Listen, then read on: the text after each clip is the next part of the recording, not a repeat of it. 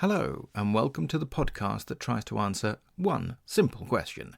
What is this thing called film noir?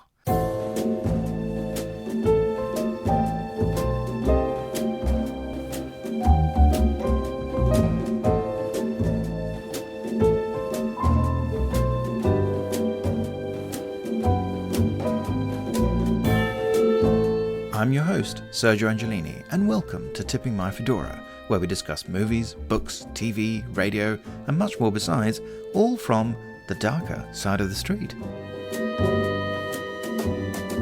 My special guest today is Paul Abbott, who is a musician and podcaster. With his colleagues Morgan and Stephen, he ran Hark, the 87th Precinct Podcast, the only podcast dedicated to the 87th Precinct novels of Ed McBain. He's also the co-host with his brother Gary of the Big Beatles and 60s Sort Out podcast. Both podcasts are easily findable on Blue Sky and Instagram. Paul also plays in the indie band Good Grief, who are currently in the depths of making album number 2.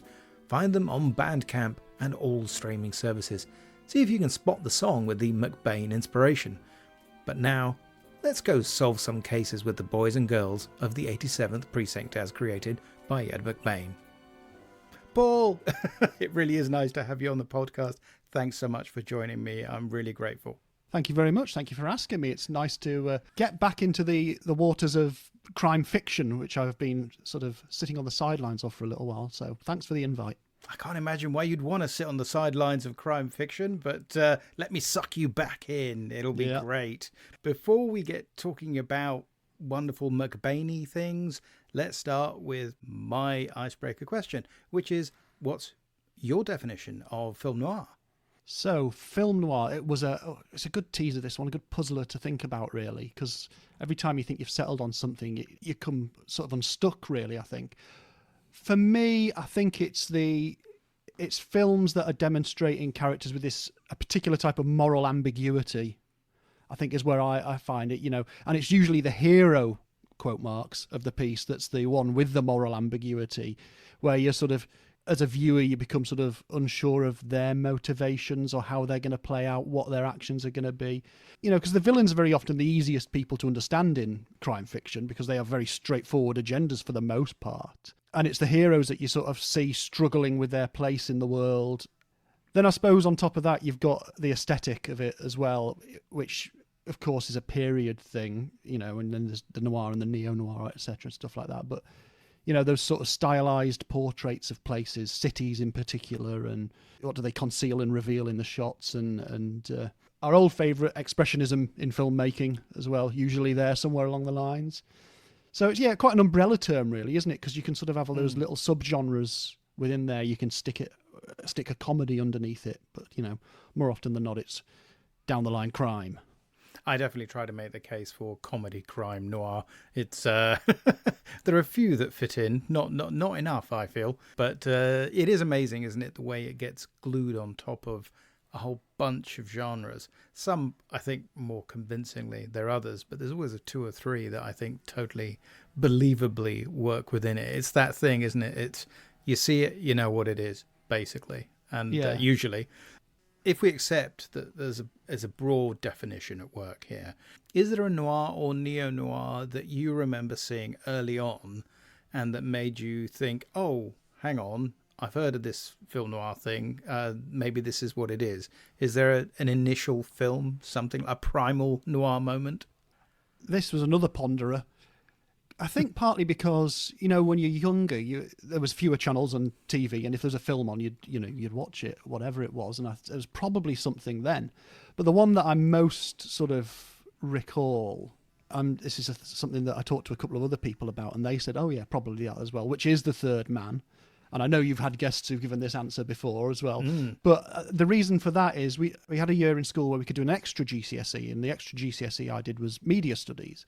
Our English teacher, who was the guy running the media studies course, got us to read The Third Man, that also started my love of Graham Greene books. But he was getting us to storyboard sequences from it, the opening sequence. And so we were doing that before he showed us the film. So at whatever age I was then, 15 or something like that. And it was like, wow, that is a heck of a film, and it sort of introduced me to that world a little bit. I think it's probably the first time I became properly aware of who Orson Welles was. I knew him very well because I love the Transformers, and he was the voice of Unicron in Transformers the movie. So, not the role that finished him off. It was practically, wasn't it? I think it was the last thing he did. Yeah. Yeah, and so that's harsh. I mean, I love it, and yeah, coming across The Third Man definitely was the start of sort of going, oh, black and white things are good, and this sort of genre, this mystery, this sort of, do you know who everyone is, what they're thinking, what, you know, all that sort of stuff that you can then sort of go, oh, I saw a Private Eye film, or maybe, and then when you see something like the Humphrey Bogart stuff, for example, you sort of go, oh, I can see the commonalities here. Things like that. But yeah, Third Man, I reckon. Fantastic choice. So, okay, we've established that you've got good taste in literature, good taste in movies, obviously had a decent education. I'll tell you, that sounds great. I wish I'd had somebody who did that with me as a kid and sort of said, you imagine based on the text what it might look like. That's fantastic. It was I great. love the sound of that. Oh, very that's lucky. Brilliant. So, okay, at some point in your life, you obviously got interested in the work of Ed McBain, and we're going to be talking about his 87th Precinct novels. Before we talk about who Ed McBain really was, I was going to ask you rather, what got you interested in those books? And also, could you tell us a little bit about yourself and how you ended up pointing in that direction? Okie dokie. Well, if we deal with McBain first, really, I mean, I've always been a very voracious reader, and one of the nice things about when I got to university was I made some very good close friends who were also voracious readers, two of whom, Morgan and Stephen, were people I spent a lot of time with because we had shared houses and things like that, but we also spent a lot of time in the pub. And we spent a lot of time in the pub talking about movies. We talked about books, and we talked about music. Shared books, shared music, shared movies, things like that. I hadn't read any McBain, but Morgan and Steve-O had, and they talked about it enough to the point where I was like, oh, well, maybe I should try this at some point. And I hadn't planned to go and get any. I thought, well, if, you know, at some point I'll do it. And I walked into what's essentially a hardware shop here in Liverpool. But it's one of these things that's, they clearly just, whatever stock they can get, they'll put out on the shelves. And I found one of these 2 books in 1 editions of the 87th Precinct. I thought, aha, that's the thing they were talking about. I have that book with me now for my own, you know, reminding myself. A bumper omnibus edition, it says on the front, of The Heckler and See Them Die. Oh, together at last. And now knowing the series, it's a very strange combo. Very. To put together, but yeah, that cost me all of £2 from, I think it was Chandler's in Liverpool. But it started me on the path. And then, because I've got a bit of a collector's spirit, it was like, oh, there's 55 of them, and they were talking about the characters being the same throughout the series. This feels like something I should go back and try and figure out, you know, if I can collect them all. And then you suddenly realise you see them all over the place in second-hand bookshops and things like that. And so that started me on that path, and it just went mad. And that's when, you know, a few years later, it was like I'm looking around for something to do a podcast about, and it was this seemed like a thing we could do. You know, it wasn't going to be writing anymore by that point because he was dead. So it was a closed set. We've got that there at the start, we got that there at the end. That's everything. We can tackle this. It won't take too long, we said. And then 6 or 7 years down the line, we're getting towards the end. So yeah, we did that. That started in 2016 and ran through till 2022. So it took in the time of the lockdowns and so forth. But we emerged having done it, and then we were going to do some roundups and extra bits, and we haven't yet, but we might. It's officially on hiatus. It hasn't ended, the Hark podcast. But I was going to say, we should actually say, so this is Hark, the 87th Precinct podcast. Yes. Yeah. Which is, as far as I understand it, still the only podcast in the world dedicated solely to Ed McBain's series of police procedural novels.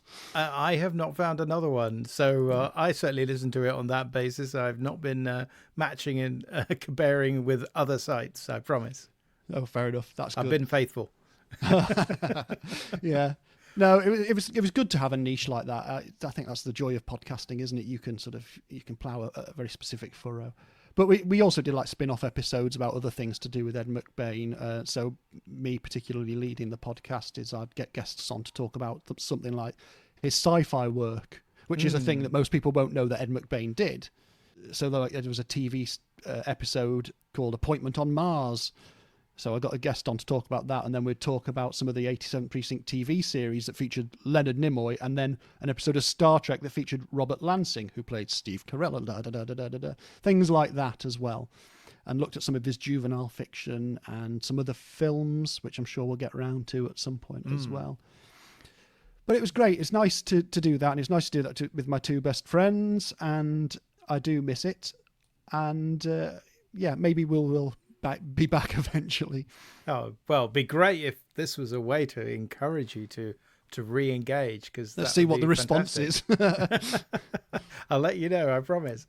Thanks very much for that. So I guess we should introduce the whole concept here. So the 87th Precinct series is this series of novels and a few short stories and I suppose a couple of novellas and technically one TV script.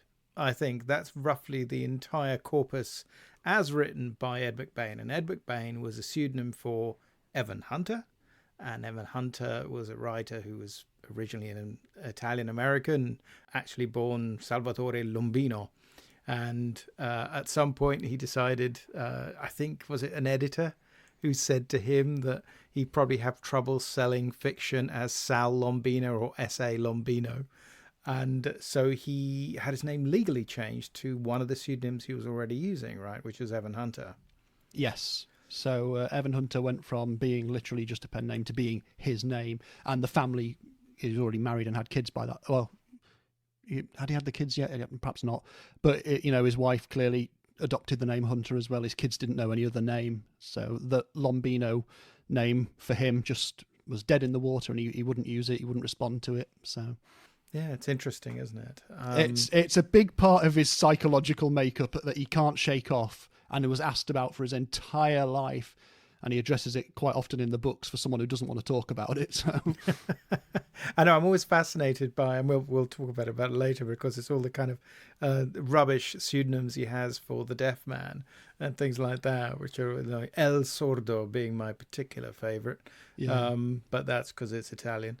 Sort of, and with a bit of Spanish thrown in, which really made me laugh. Have you read a lot of his sort of pseudonymous work, the outside of the two names, the kind of Kurt Cannon type stuff and things like that? A fair bit, because I've been making an effort to try and collect all the short stories that crop up in things like Manhunt magazine. Right. And I haven't read all of them.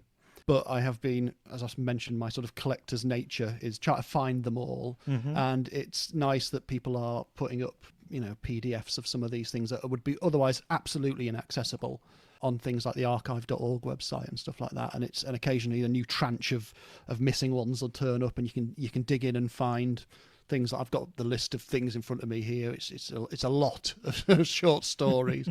I haven't found any of the war ones or the sports ones, because I think people are just less bothered about those. The war and sports pulps are not as popular as the crime pulps for people collecting and sharing. But yeah, so some of the things like Carrera's Woman by Richard Marston from Manhunt, that's Evan Hunter. But that's in the same magazine that features a story called Attack by Hunt Collins, which is also Evan Hunter. Yeah. And it features a story called 2 by Evan Hunter. And it reveals very much why he used all these pseudonyms. He could sell lots of stories to the same magazine to be in the same issue, and he just never stopped writing. So yeah, I've read a fair few of those, and I've read a fair few of the Evan Hunter books, his proper literature as he thought, as he thought of it, really. And one or two of the other ones. It's a bit confusing now because a lot of stuff has been republished as McBain that wasn't McBain originally.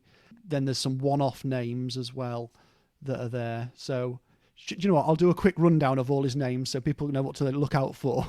Okay, go for it. Go on. Right, so born S.A. Lombino, Salvatore Albert Lombino. Hunt Collins, Evan Hunter, becomes his legal name. Richard Marston, D.A. Adams, Ted Taine, Ed McBain, which only comes in with the 87th Precinct novels, Kurt Cannon, which is both the writer and the character, John Abbott, which I spotted because it's my surname, Ezra Hannon, and then something we probably can't get into because it's outside of the sort of scope of most of these things, Dean Hudson, possibly. Well, I was going to ask you, what's your opinion about the Dean Hudson books? I mean, go on, tell the listeners about the house name Dean Hudson. Well, if McBain was still alive and we mentioned this and said what we could say, he would be the first, like, on the phone to his lawyer instantly, because he always denied he was Dean Hudson, who was essentially the author credited to quite a lot of pulp erotica novels, which were supposedly, if you believe the stories, were Ed McBain and he was, or Evan Hunter, and he was basically paid with money under the table in brown paper bags, which funded his social lifestyle, let's say. Extramarital activities, yes. Oh, I suspect so, yes. If that, in fact, was the case that he was Dean Hudson, he denied it to the end of his days. His wife, Drajika, continues to deny that he was. Lawrence Block says he is. That's the thing, isn't it? Because they were both at sort of Scott Meredith, roughly in the late 50s, around the same time. Yeah. And basically what Scott Meredith used to sell them, was it like $1,000 a go or something? And there were, 90 to 100 of these books, I think. And one suspects, given what people say about McBain, stroke Hunter, particularly when he was going through, I think, his first divorce, because it was a way of getting money, that wouldn't necessarily appear in the divorce settlement. And this is where I do get the lawyers sicked onto me. It's the kind of thing he might have done, maybe. Yeah. But at the same time, maybe a few, I suppose because when we look at some of the later books that he wrote, even for the 87th Precinct series, he did start to add a lot more sex to them. Yes, definitely. And I think if you do any research into the character of the man, and I am fascinated by the man himself, if you do any research into the character of the man, or you speak to people who've known him, and I've spoken to a couple of people who've known him, it's quite hard to say. There's certain things I don't want to say, but yes, his interest in sex was lifelong, essentially. From the moment it entered into his life, I think it was essentially his main hobby. Well, and who could argue with that? Well, yeah, I think it's certainly understandable. Yeah, I think it was perhaps more than just something he liked doing. I think it was a compulsion and a lot of the things that happened in his life, which he ascribed to other things, were a cause of his proclivities. So, a tricky one without knowing to sort of make those leaps of judgment on the man. But it doesn't take too much to join the dots together and find that he liked doing author tours and talks because it meant he was in different cities every night. So, would you mind giving me like a quick overview of the 87th Precinct series? How would you introduce that to someone who had never heard about it before? Okay. So the 87th Precinct is a series of novels set in a fictional city based around the activities that happen to a specific group of cops. It's not attempting to do a whole big picture thing. It's focused in on one particular squad room, and it is police procedural. That term obviously has its various sort of origin points, but it's often held up as being one of the key examples, if not the key example, of what police procedural crime writing can be. Well, it's not unique now, but certainly made it pretty unique when it started, was the idea that it had this conglomerate hero. So the idea was that you didn't have one cop being the main guy in it. You had, this is the case held that this guy's looking at, this is the case that guy's looking at, this, and so on. Now, the truth of the matter is, with the 87th Precinct, you actually have a hero cop, someone who's in it all the way through as the main guy, whether McBain wants you, he's sort of first amongst equals, yeah. That's a good way of putting it. I like that. And that's Steve Carella. That's Steve Carella, who is from an Italian-American family. The one thing I'll say, if you read any Evan Hunter McBain, he never wrote an autobiography, but he is in almost every book he wrote. Someone is his cipher, and in some cases more direct than others. So Carella is, I think, what he would have liked to have been. The physical description of Carella is quite like McBain himself. Yeah. If you go off and read something like Evan Hunter's Streets of Gold, replace the job of the character with author, and you've got the nearest thing you get to an autobiography of Evan Hunter. So that sort of thing. And then sort of different aspects of his character come out in those cops. Anyway, that's aside. I wouldn't say this to someone I was introducing it to. Basically, conglomerate hero, squad room, not New York, but New York by another name. Fantastic, quick, usually, snappy, interesting, brilliant dialogue, and just addictive. Yeah, I think that's absolutely true. I mean, as I say, you are one of the few people who, like me, has read all 55 of the volumes. So it's impressive, but I don't know many other people who can say that, even mystery fiction addicts.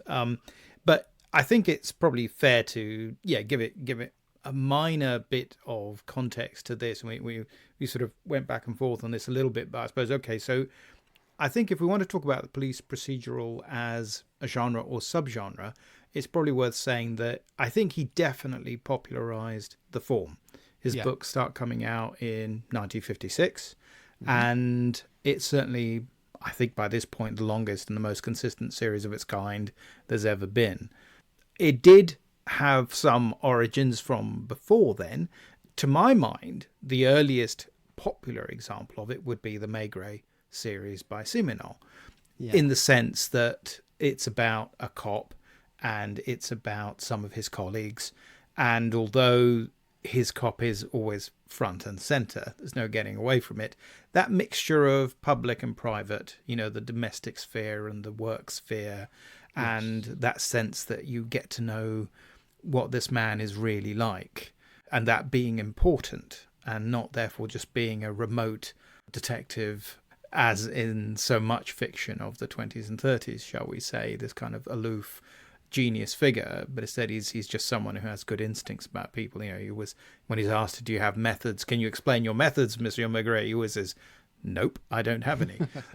Thanks very much. And those were being translated, so those were becoming available around the world and in English language versions, although they'd started appearing in French in 1930. And then you get, almost on the cusp of the end of the Second World War, Lawrence Treat started writing a series of novels which had various characters who worked within a police force. And then towards the end of the 40s, very beginning of the 1950s, you've got a writer called Hilary Waugh, who's a terrific author, and who wrote, for instance, a book called Last Seen Wearing, which is a fantastic police procedural and a really memorable one, but several others, all as part of a series, and that's kind of a New England set series of police procedurals. And there is this play called Detective Story by Sidney Kingsland, which got filmed, and with Kirk Douglas in the lead role, and was very popular at the time. When we were talking before we started recording over the emails, you mentioned about Detective Story, and I thought, I don't know much about that, but it rings a bell. And then I was looking back over some stuff I'd written about this book I've got going on in the background. I'm trying to write about Evan Hunter.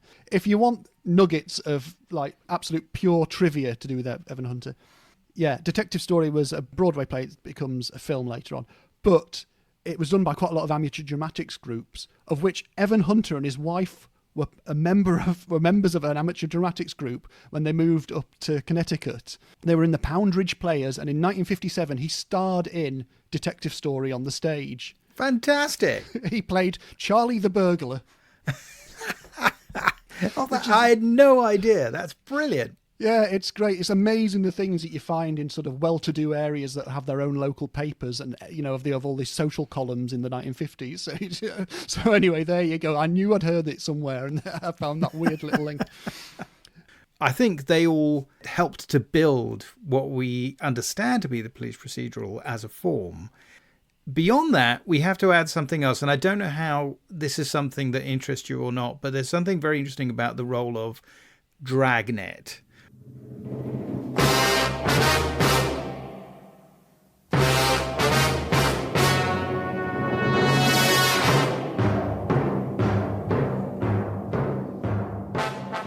Well, do you want to talk a little bit of Dragnet? I mean, Dragnet's this unusual beast that's had this very, very long life.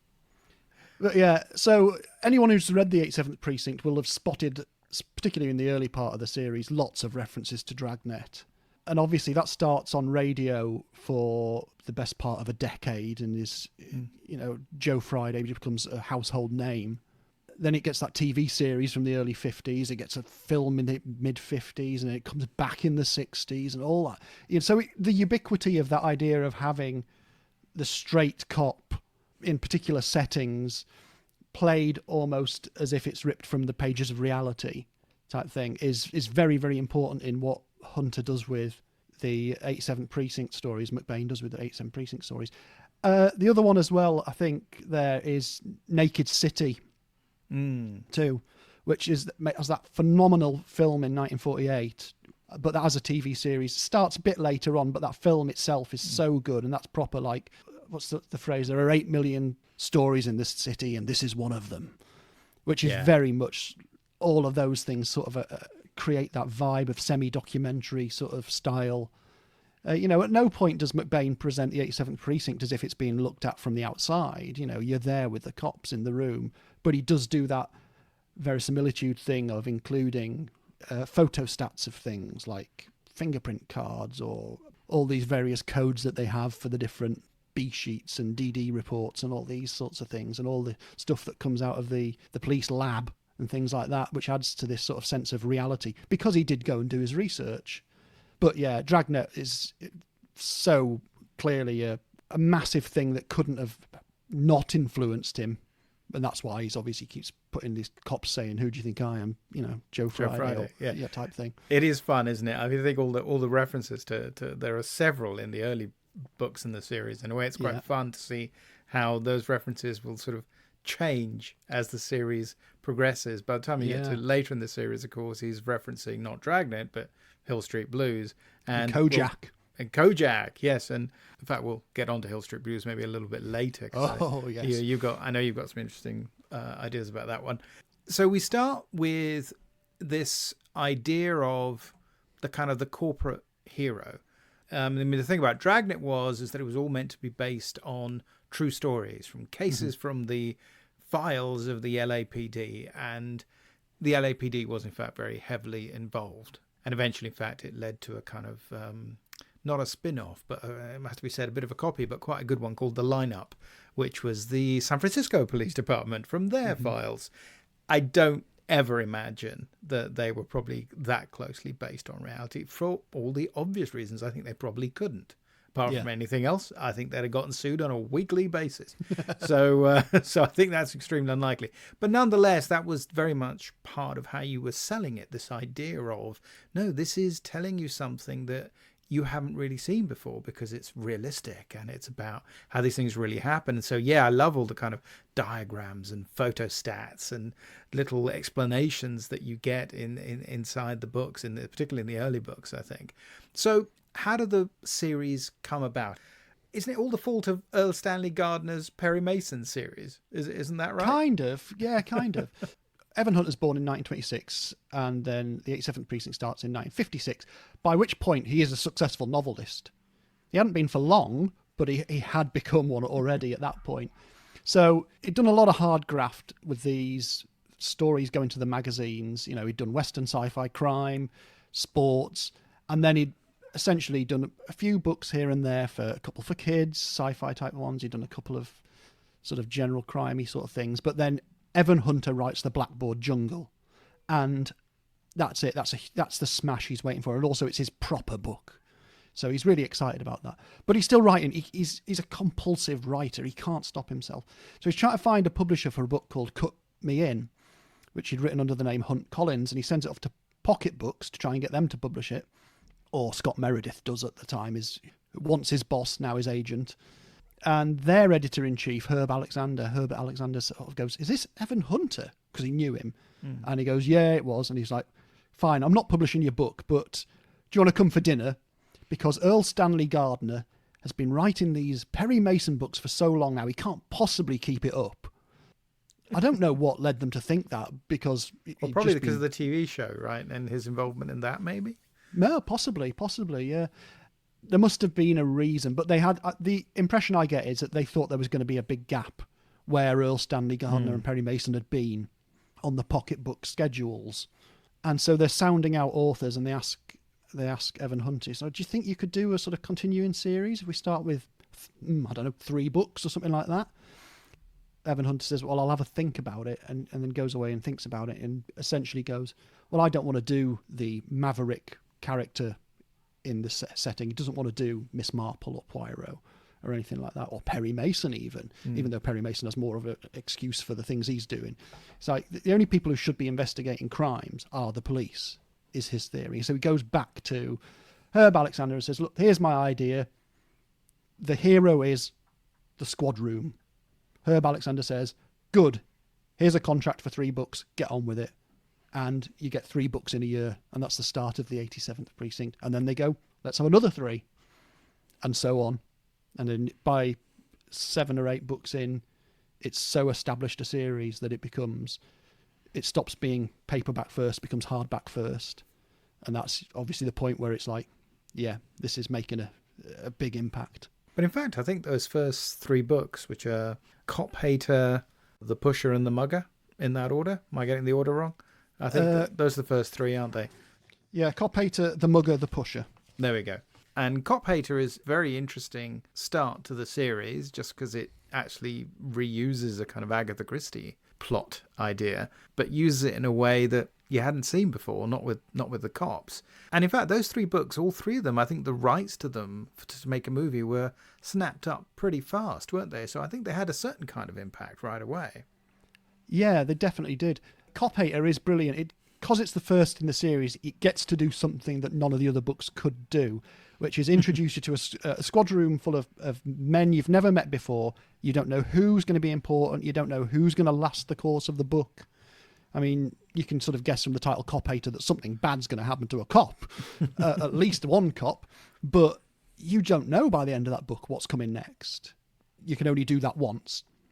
They very quickly sell the rights, and the first 3 books become 3 films of varying quality quite quickly as well. So, and in fact, it's interesting because he does knock off several cops in that first book, but we get certain things established and we get certain characters. We get Corella. He meets Teddy in the first one, doesn't he? Who will eventually become his wife. And we get Lieutenant Burns, who's the lieutenant or the lieutenant. So he's the head of the squadron. We get Maya and several other characters, including, and I think this was interesting, something that you would never have gotten on Dragnet, is Roger Haviland. Yeah. I will say Maya doesn't turn up till the second book. Till the second one, sorry. No. Yeah. But you do get like a pretty packed squadron. You meet Bert Kling, who's not a detective at that point. He's a patrolman, right? Yeah.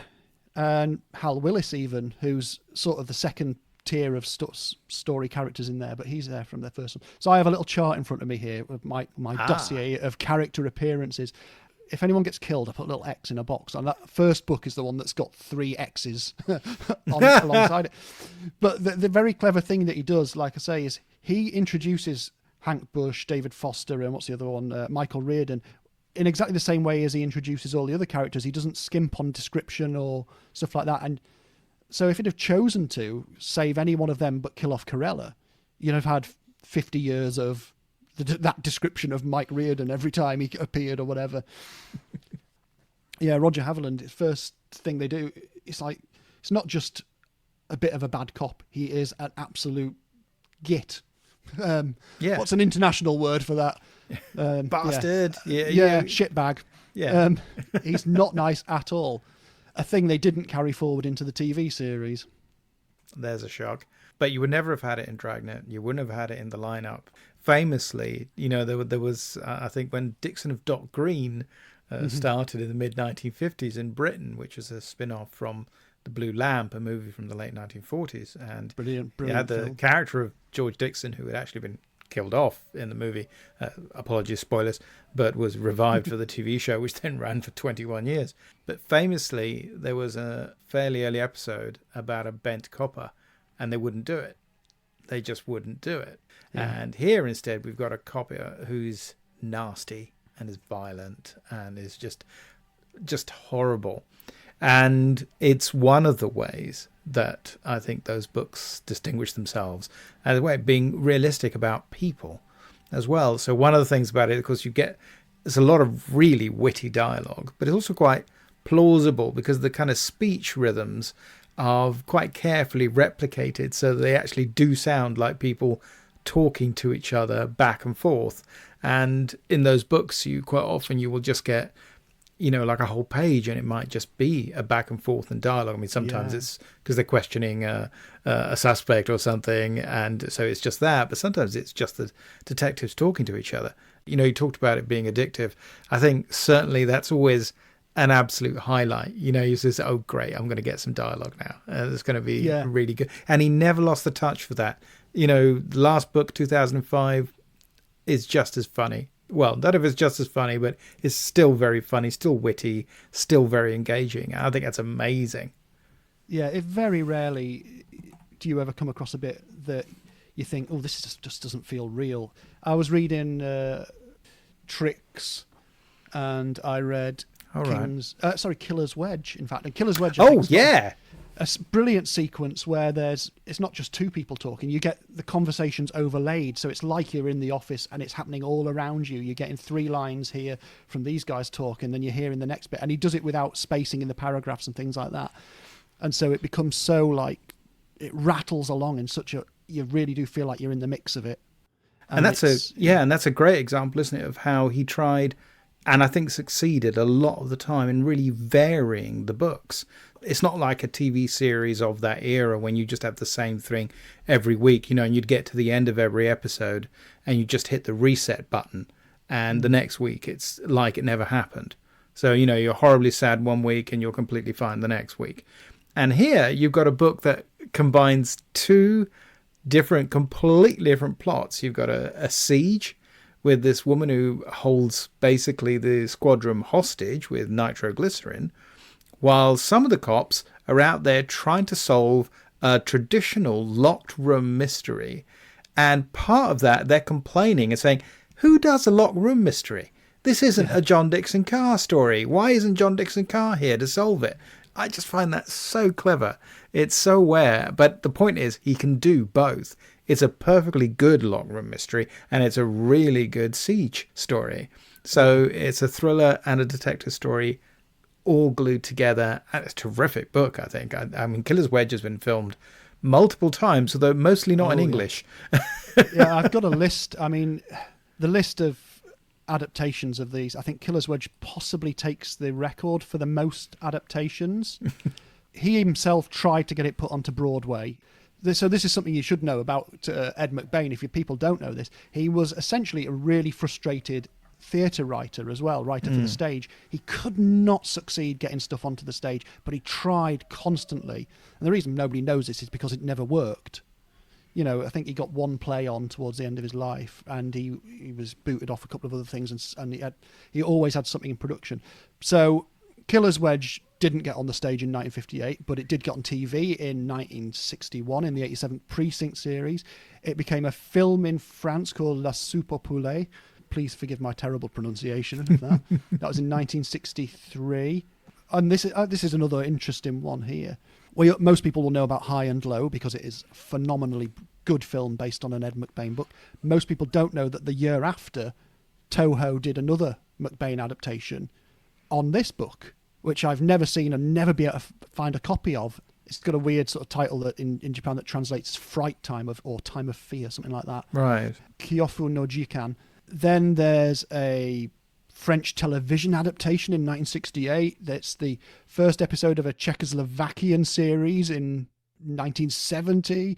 There's a Japanese series in 1980. There's a Japanese series in 1992. There's a Ukrainian adaptation of it. Oh my God. And there's another Japanese adaptation of it in 2005. So he must have done something right when he wrote Killer's Wedge. Well, I think it's a great book, but it's also one of the more unusual ones. But then again, I mean, and I know you've written about it elsewhere and talked about it, but of course, like I was saying, with Cop Hater, you didn't know sort of what would happen, who would live, who would die. Yeah. And he was planning to push that to extremes, wasn't he, with the Mugger, with the third book. I've got this right again, haven't I? I haven't got the Pusher. The Pusher. Yeah. I'm going to leave that in. I'm not going to edit it out because I do love the books, but there you go. I can't always This is remember an example of McBain style verisimilitude. So The Pusher, which was the third and was the last book in that contract of 3 with Pocketbooks. And how was he going to end it? Tell us all about that ending. Well, after the course of 3 books, he's more or less established Steve Carella as the heart of the squad room, and you're already fallen in love with him essentially through the first book. He's more or less absent through most of the second, which is odd. But by the time you get towards the end of the third book, you're really rooting for this guy, and you're rooting for the squad and his relationship within that, which is another bit of the McBain magic, is that within 3 books, one of which his character's barely in, you really start to invest in these links and relationships, not just the romantic ones that happen in there, but the squad room ones, particularly in this case with Lieutenant Peter Burns. At the end of The Pusher, original draft, original submission, McBain killed Steve Carella. Oh. Now, that's not a spoiler, unless you didn't know that and you're worried about the other side of it. But clearly what happened was the editors read this and went, you can't do this. He's clearly the hero. And McBain's going, no, I'm trying to prove that the squad room is the hero. It's a conglomerate, any one of these. This stuff happens. And they were like, no, but it's Steve Carella. I was talking to Otto Penzler, who knew from the Mysterious Bookshop, who knew McBain, and he said he read that original ending once. Well, he published it in one of his books. Did he do that in one of the books? There's a book. Well, Penzler did. There's a book of Penzler's called The Great Detectives, which came out in 1978, which I've got a copy of. I can photostat you a copy, and it includes the ending. And it actually publishes the pages where he would have died at the end, basically. Yeah. I mean, not vastly, but it has the section. And in fact, if you want, I can read it out. Hang on a minute. I know the last few words of it. Yeah. So, well, I'll tell you what, I'll read this as I've got them written down. So it's outside the hospital, the church bells tolled. It was Christmas Day, and all was right with the world. But Steve Carella was dead. End of the book. Oh, shivers. That's a kick in the stomach. Yeah, I mean, it would have had an impact at the time if that had come out like that. But imagine if you became an enthusiast by dipping into one of the later ones, and then you went back to the start and you started again, and then suddenly like, what? Who is this? Why? What? So wiser heads prevailed, is what you're telling me. Yeah, for once he listened to someone else and took some advice there. It's probably worth saying. So the series, on the one hand, is going for a certain kind of realism, and they're successful enough so that he can keep this trajectory of both keeping the series varied, but at the same time trying to make it as plausible as possible. One of the fun things about it, which sort of you would think would mitigate against it, but it doesn't, is this idea that the books aren't set in New York, which they sort of clearly are. But at the beginning of every single book, all 55 of them, it says... Shall I read it out? Oh, go on. Yes. I'll read it out, and I'll read it out from my Perma-Books edition of Cop Hater, which is the only very first edition I've got of the very, very early ones. So this is how the very first 87th Precinct book starts. The city in these pages is imaginary. The people, the places are all fictitious. Only the police routine is based on established investigatory technique. And it's complete lie. yeah, it's more or less. Some of it is. He varies it once. Where it's a book where it's set outside of the city a little bit, and he puts the suburbs and exurbs mentioned specifically. And then there is that late book where you think the book has started, and then they start referring to New York, and you're thinking, oh my God, he's forgotten. Well, which is great fun. Well, that's possibly because he definitely does forget in some of them. Some of them, I'm sure, you get references to places in New York that I think he would have written as placeholders and then thought, I must come up with a name for that in this city, and doesn't go back and correct them. And that's why I think later on he starts to establish New York also exists. I do love that idea that, yes, so New York is a real other place. Yeah. But nonetheless, in terms of the geography, you take a map of New York City and you basically, you turn it 90 degrees clockwise? And more or basically, less, yeah. That's kind of it, right? So Isola is Manhattan. Calms Point is Brooklyn. Riverhead is the Bronx. And I think my favorite the most transparent, Majesta is Queens. Yes. So, and several others. Yeah, you get Bethtown is Staten Island and Diamondback is Harlem. So they all have equivalents. It sort of doesn't matter, does it? In a way, that's partly the advantage of it being, shall we say, in a book. Visually, you don't have to have the problem of trying to sort of shoot it, let's say, somewhere on the East Coast and pretend that it isn't where it's supposed to be.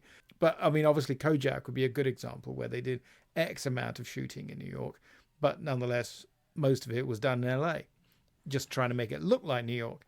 So you get this kind of curious mixing and matching of very real places, and no, that's the Burbank backlot and what have you. Yeah.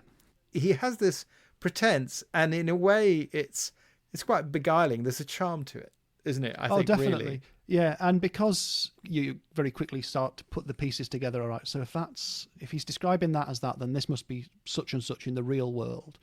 It becomes that's part of the what makes the books addictive is finding those things and saying, okay, I know. So he's mentioned a new street. What's happening on that street and what's the equivalent in the real world? People have tried to map it. They've tried to map the 87th Precinct stories onto. I have tried and failed so far.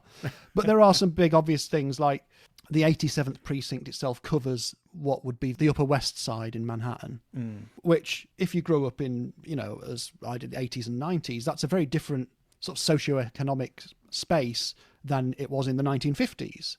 So the books are also, from reading them now, a nice history lesson of how things have changed and adapted in New York, even though it's not New York. It's Grover Park, not Central Park. It's the STEM instead of Broadway and stuff like that. But it's fun seeing how that plays out. But he does very quickly start putting them off into other bits of the city, because otherwise it would just be the same streets over and over and over again. So he will take them off into the places where things like King's Ransom happens, where it's a bit more, where they technically probably shouldn't be there, but it's an imaginary city, so he can do what he likes, really, things like that. But he never takes them very far away. No, and in fact, he does. He gets out of it, but he slightly sticks himself in this bind, because they always are investigating homicides, but they're not supposed to be, because you've got sort of Monaghan and Monroe, who are supposed to be technically doing the homicides, and they're the kind of Tweedledum and Tweedledee of detectives. They're complete idiots. They invariably have to come up and say, okay, we're not going to bother with that. So the boys get to do it instead. Yeah, he does definitely have to massage situations to make anything happen. You mentioned Monaghan and Monroe there, and I think they're a brilliant example of like ancillary characters that you're wishing for them to turn up, because they are always portrayed in a certain way. They have a particular vibe between them, and then the banter between them and the cops of the station houses and various things like that. So those are, again, part of the absolute joy and cleverness, is bringing these characters in again and giving you them like as a treat cameo. I said I was reading Tricks recently, and in that, Monaghan and Monroe are separated, and it's like these big sort of tough homicide cops are absolutely lost without each other. They only have these couple of scenes, but he very quickly sort of establishes how he was wondering where Monroe was, and then he cut to Monaghan. He was wondering where, or whatever, things like that. So you can fill this imaginary city with these wonderful characters. Now, Tricks is actually, I think, one of the absolute best of the later books. I think, actually, I've always been a big fan of that one. Yes. I really like it, and maybe we'll get to talk about it a bit later. I have a particular feeling about a kind of even split between the series. I feel it reaches a certain point and then starts again, and I feel it's in many ways, for me anyway, less successful. People have different opinions about this. When I was blogging about them, I sort of got used to a certain amount of pushback from certain people who were very sensible people, and we just did not agree, which is very interesting. And I think it's partly to do with what you think should be in those books and what you will and won't put up with.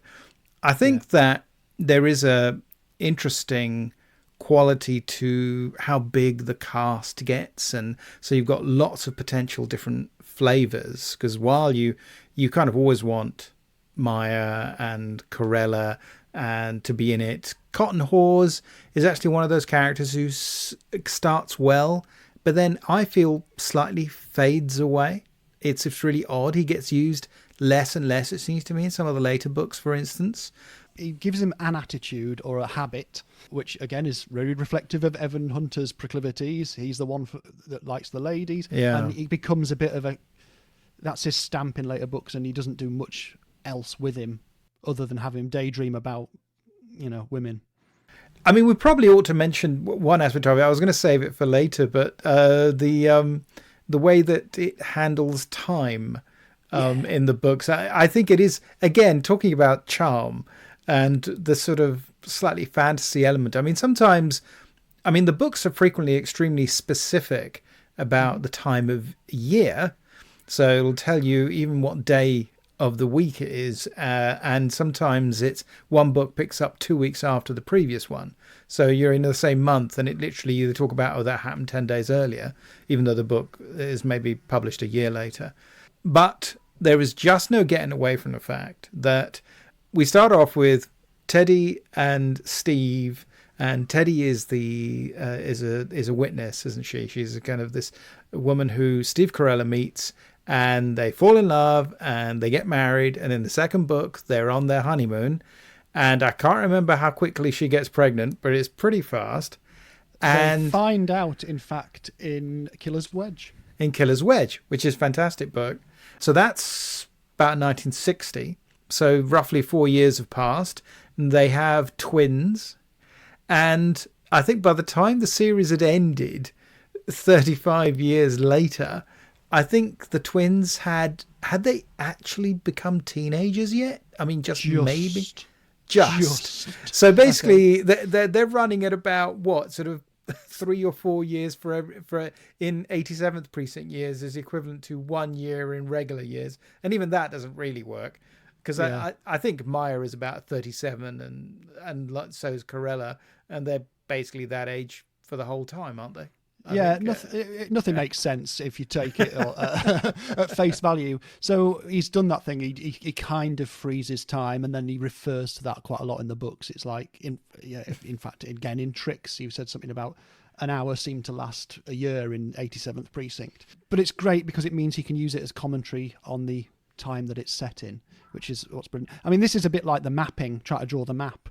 People have tried to reconcile the timeline over the years and make it work, and that's enough to drive anyone mad. So whilst I can see from my notes that Cop Hater takes place on the 23rd of July to the 19th of August in 1956, and The Mugger takes place on the 12th to the 25th of September in the same year, and The Pusher takes place 18th of December to the 25th of December that year. After that, it's kind of anyone's guess. So you have to call that year one, not for 1956. And then you have to hope that when it's published, you've got some sort of equivalent. And it will drive you mad if you try and sort out the timelines for this, which, like I say, some people have tried to do. But yeah, the magical time, this is, it's not magical realism in the sense of things happening to characters. The magical realism is the idea that they can just be who they are in the time that the story is written, essentially. In your podcast, you went through the books in chronological order, in publication order. And one of the things that I think is spectacularly successful about it as a series is that while there are, for instance, books like Fuzz, which are kind of done as comedies, and it's a favourite book. I really like it. I think the movie's okay, but I really like the book. And there are others that are very dark, very bleak, very noir, very hard-boiled. You get all kinds of flavours, all kinds of sort of different colours and shades. But one of the aspects of it that I think is intriguing is, do you feel like they build as they go along? Or do you think that he's just such a varied writer that he will just say, no, I'm going to try this now, and I'm going to do that now, and I'm going to, do you feel, was there a benefit for you in... Because that's what I did as well. I read them in chronological order, and I reread them, I should say. And I wanted to get your opinion on that. Yeah, I think there's definitely a joy to be had in reading them in order, because you do get you get the same character descriptions over and over again when Steve Carell walks into a room, or you meet Maya for the first time, or any one of the ancillary characters turns up. But then a couple of books later, you'll get an extra line alongside it, and that'll become part of the character, and you carry that through with them. So you do get a build of this background without it overwhelming. So you do see home life for quite a few of them, but again, it doesn't overwhelm the core stories that he puts in there. When it does, it's some of the less successful things in there, when they're off in situations that aren't policing situations, where he breaks his own rule and puts them into situations where they shouldn't be doing police things, or has them investigating personal matters. The lieutenant saying, yeah, that's all right then. It's like, no, it's not. That's not all right in the slightest. Don't do that. That's very bad. But yeah, it does build. And what also I think he does in terms of reading them in order as well, is you see some characters drop away. So like we were talking about Haviland as the awful cop, the worst example of a cop you could have. The problem is he's painted himself into a corner with that character because he's just bad. He clearly can't find a way to redeem him without sort of betraying what he's written before. So he gets rid of him. And if people want to find out what happens to Roger Haviland, then they need to read... Is it Killer's Choice? Or... Killer's Choice, yeah. But then he's found himself with this vacuum where you need, perhaps not a cop as bad as Haviland, but you need the shitty cop who doesn't want to do the job and is cutting corners. But you can give him a lot more scope. And so he invents Andy Parker, who you then have through the rest of the series and who you get a lot of brilliant mileage out of. But when he finds Andy Parker's not perhaps doing the job as effectively anymore, he invents Fat Ollie, and which breathes a whole new life into the series. Well, I wanted to ask you about Fat Ollie Weeks because he starts to really predominate, and he isn't even from the 87th; he's from the 88th. Yeah, I mean, what do you think's going on with Fat Ollie Weeks? He even gets a book named after him, literally. Yeah, he does. So clearly McBain was trying to write about writing quite a lot of the time in this period. In Tricks, Andy Parker is talking about writing a book. And then later on, Ollie Weeks takes over and that annoys Andy Parker, who's trying to write this book. And Ollie Weeks is convinced he's written a book, but it turns out to be sort of about 5 pages stuck together or something like that.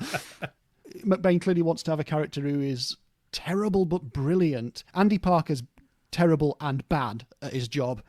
Ollie Weeks is terrible human being but brilliant at his job, and it's a new dynamic again to throw in there. You feel Ollie Weeks come into it like it just explodes the series quite a bit because it's a whole new fresh energy to the thing. You feel like when he turns up, you feel like the guys in the 87th do. You sort of, your back goes up a bit like, oh God, what's he going to do now? And so it's horribly racist, isn't he? Oh, He's just, yeah. Know. I mean, there's a certain amount of eat your cake and have it too with some of these things. And Ollie perhaps is an example of that because it allows McBain to use essentially racist language here and there and say, well, this is an example of a bad person doing it. And that's not always welcome, let's say, if you are a nice-minded person who finds some of this stuff quite difficult. I mean, that gets into what the 80s books are like compared to, say, the 50s book, where it feels less like social commentary and a bit more like characters saying things for the sake of saying things occasionally. It is all part of that build. Sometimes it works, sometimes it doesn't. So some of the, like Hal Willis, has a very strange relationship story that dominates a couple of the bits later on. Seems totally out of keeping and quite ludicrous compared to the rest of the series. But you also, and we haven't mentioned this at all yet, you very early on get a supervillain. Yes, let's talk about the Deaf Man, the arch nemesis of the 87th Precinct. Yeah, I mean, you alluded to El Sordo earlier on, but by the time we get to book 12 in the series, which is only 4 years into the series being published, it's because he really was keeping up that rhythm, wasn't he? Initially, that 3 books a year almost. He was. It's an insane amazing work rate. Yeah, but yeah, you get in a book called The Heckler, you get the Deaf Man turns up and he's got I suppose you'd call it a caper. He does capers, although that makes it sound a lot funnier than they are. So a lot of them are very, very violent. Mass slaughter in some cases is part of his plan. Well, the Heckler, it's weird, isn't it? Because strictly speaking, a lot of people get killed in that book, and it all happens off screen, as it were. You sort of hear about it, and that somehow allows you to have this weirdly soft attitude to the Deaf Man, as this guy tries to pull off this giant caper, and usually the 87th foils it by mistake, almost. It's never, and yet I don't know how many people he kills in that, but it's a lot. He's a total bastard. He's an absolute maniac, and what's even better is after the heckler, he's a maniac with a vengeance.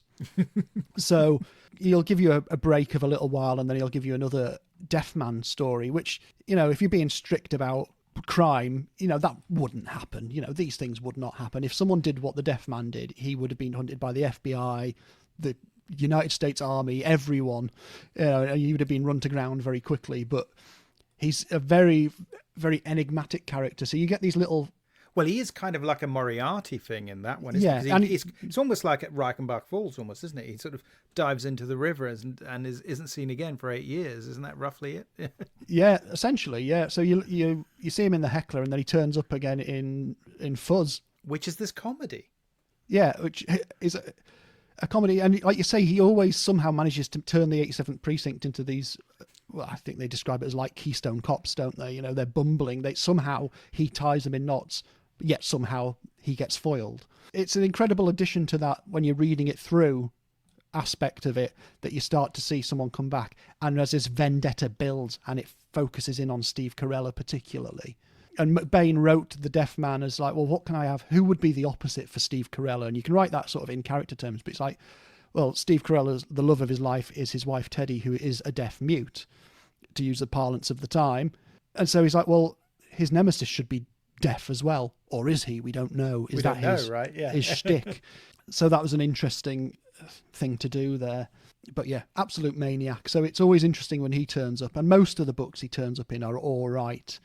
Hark, which I named our podcast after before I'd read it, is not one of the best. No, it's the last, isn't it? But not the best. Yeah. Yeah, the last of the deaf man turning up. But it's, yeah. Because there's 6 of those, and roughly one a decade, isn't it?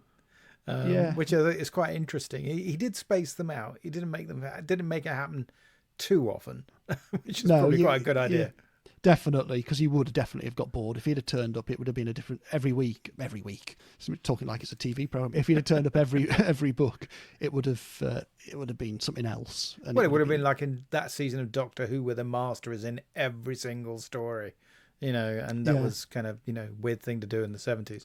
So, do you have a favourite of the Deaf Man books? I'm a big I'm a big fan of the Heckler, because I do like that early period, and that's still within that sort of the vibe of that early set of books, and I think it's quite a good story for a caper. Fuzz, as you say, is pretty funny.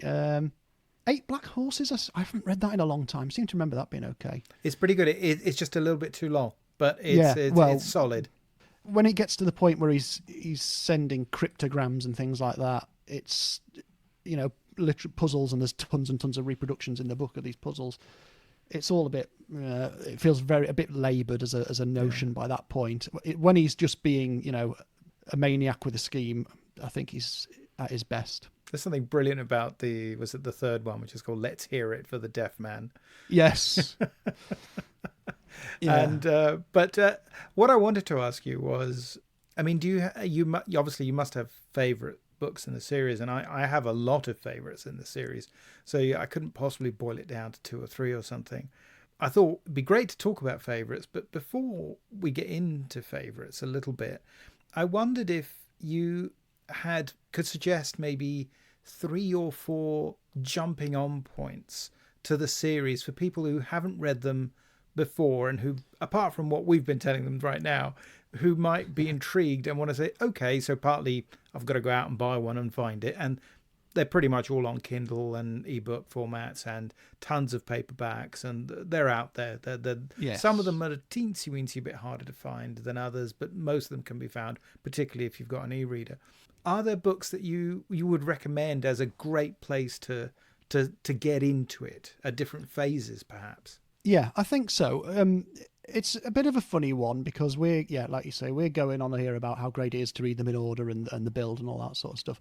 But it is, if you're dipping your toe in, it's where do you do it? And it's a bit like when you try to introduce new music to a friend. It's like, if you give them the wrong album, that's it. They're off them for life. We who did the Hark podcast all like Frank Zappa, but that's a very challenging thing to introduce to someone if you give them the wrong period of Frank Zappa's music or something that they don't like. If you give them a jazz album and they only like rock. Anyway, but with that equivalent in mind. So the other thing I haven't said is when we did Hark, the 87th Precinct podcast, we rated the books, And it's purely personal. It was an average based on our scores, how we liked it. And we were generally in step. So it meant that at the end of it, we did have a reckoning. But in terms of what I would actually say to people to go out and read, the ranking doesn't really relate to that at all. Right, yeah. Because the one that came out on top for us was Tricks. But that is, right. I think you have to have read them in order for that to be as effective as it is, rather than as a standalone thing, because it does draw quite a bit on things that have happened before that book. So, things that I think are brilliant, and these are sort of drawn partly from my first experiences of just picking them up wherever and just reading them as I got them. King's Ransom, which I like because it's a bit different. And obviously, if people have watched High and Low, they'll know perhaps of the link to that. Anyway, I think King's Ransom's very interesting. I do like to see some moral fury on the face of my cops, and that you see a bit of that with Steve Carella there. So you think that's a good jumping on point? I like it. I don't think it's not a good reflective one. It's not a typical one, because they're off out in the posh bit of the city. But I think it's a good story, very good story. Another one that I love from 1972, Sadie When She Died. Oh yes, well that's pretty much my favourite. Yeah, it's an absolutely brilliant book. It's dark and clever, and I like it when you can feel the footwork they're having to put in to get a case solved. The fact that they're going to have to go over there to talk to that person now. Now I'm going to have to go over there to talk to that person. You feel that you're with them on these, across the city all the time. But I'm very fond of Bread, which is from 1974. That was a very early one as well. That's very underrated. That's from 1974, isn't it? And I think it's really underrated, because I remember thinking at the time when I read it last that this was one of the, at that time, I think it was the longest book he'd written. Most of them were about 50,000 words long, roughly 150 pages in paperback. And this one was noticeably longer. And I thought felt really substantial, and it just had a complicated story, and it handled it so well, and it's just an incredibly satisfying read. I'm so glad you mentioned that one, because I'm a big fan and people don't talk about it, and I think it's really worth pinpointing that one. Yeah, it's a really good. I think that's a good jumping on point. It's the one I appear to have 3 copies of it now, because I bought the cheap paperback version, which you could find everywhere. I stumbled across a nice hardback somewhere, a British hardback, I think, in a secondhand bookshop that didn't cost much. And then when I went to New York for my first holiday in New York, I went to the Strand bookstore off Times Square. Mm-hmm. Fantastic. I could have spent the rest of the holiday in there. But I treated myself to a signed first edition of that from the Strand bookstore. Oh, wow. It wasn't Show me the cover. It wasn't massive. Well, the cover is... There's the cover. It's fantastic. a sandwich made of money on fire. Which, if you read the book, makes sense. And it's signed as Ed McBain. Yeah. No, that's fantastic. So that was my treat to myself. It wasn't a massive amount of money, because he signed a lot of books. Yeah, I like Bread well enough that I've ended up with 3 copies of it. And I've never attempted to collect all editions. But yeah, I think if Sadie When She Died or Bread are brilliant starting points. It's wonderful. I enjoy the thrill of the hunt, though. So if you go into your local secondhand bookshop and you look for a McBain, you'll probably be all right with most of them, unless it's ghosts. Leave ghosts on the shelf. My opinion, but Yes, okay. No. Well, that brings me to a secondary point, which is, so I was alluding to it earlier, which is that my feeling is that there's there's the first 20 years of the books, and then there's kind of everything else. So you start with Cop Hater, 1956. And Cop Hater, of course, is a perfectly reasonable place to start. But obviously, by this point, these are books that were published 70 years ago in that respect. So, of course, it's going to feel a bit more remote. In the first 20 years, he did, I suspect, most of his best work in the series. I think it's the most varied, the most witty, I think the most dynamic, and it's got most of my favourites were published. But it ends with one of my absolute least favourites, and we'll get back to that in a minute. And that's published in 1976. And at that point, it feels like the series has almost come to a sort of end in a strange way. Yeah. But then he sort of starts again. And in 1977, you got Long Time No See, Yeah. which, okay, is a jokey reference because the first murder victim's blind. But it kind of revisits Cop Hater, the first one. It sort of rethinks the plot from that one, repurposes it, doubles the length. And from then on, the books are going to be almost twice as long as all the ones that have come before it. And he's going to start adding more violence, certainly a lot more profanity. In itself, a loaded word. I use plenty of swearing, so I don't have a problem with it. And increasingly more amounts of sex. And I think that the books that he then published in what are, the next 30 years of writing are not mostly as successful, partly because I think that to get to that length, he seems to quite often involve a certain amount of padding. I feel that it's just to do with market conditions. I don't think something weird happened to Ed McBain in 1976. I think what happened is that his editor sort of said, okay, books are costing more. It's the era of the blockbuster, the kind of Arthur Haley, James Clavell, these Harold Robbins even, but, these very long books.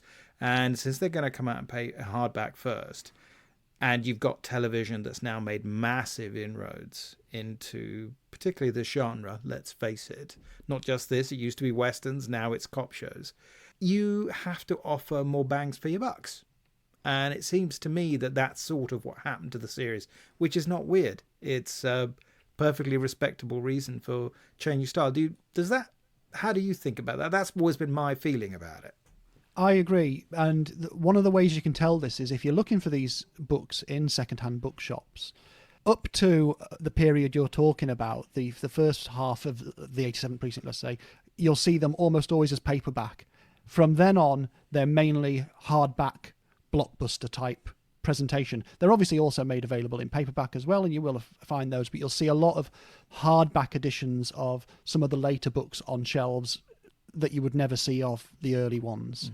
So that tells you so even though not all of the early ones were just paperback, that was their primary format. When we get to that big blocky hard spine big book, it's doing exactly what you're saying. The market is demanding more of him. You can sort of look at his output and analyze it a little bit, because in 1977 he starts doing the Matthew Hope series as well, where he's moved to Florida himself and he starts writing about a guy who's in Florida. I don't like the Matthew Hope books. I've read a couple of them and I've struggled with them. I will get through them eventually, but it's just not as enjoyable thing. His lawyer who somehow is investigating crimes. Yeah, that's not really what they do. It doesn't stop TV doing it, does it? So, yeah. But also, his success as Evan Hunter as a writer is paling by this point. He's struggling to have a hit as Evan Hunter, and I think there's a certain, I want to be Evan Hunter, not Ed McBain, and it's twisting him a little bit, and then he sort of gives into it because the Evan Hunter books, although they're still appearing, are just not doing as well. And so he throws himself into chunky 87th Precinct writing in this period, because I've got my little list of his output here at this point. What you get a novel by Evan Hunter called Love Dad in 1981. You get Far From the Sea in 1983, and Lizzie, which was a bit of a turning point. So he writes his book about his fictionalized telling of the Lizzie Borden story, which is still influencing people's take on that story now. But it was a total flop because another book came out at the same time about the same subject and did it better. And that really put him off being Evan Hunter. And so all those 87th Precinct books from there on in, he dedicates more of his time to filling those books with pages. So I think that's where you can see it in his habits and attitudes through his own writing. But the market force is definitely the driving thing there. The contract now will say, we want this many pages.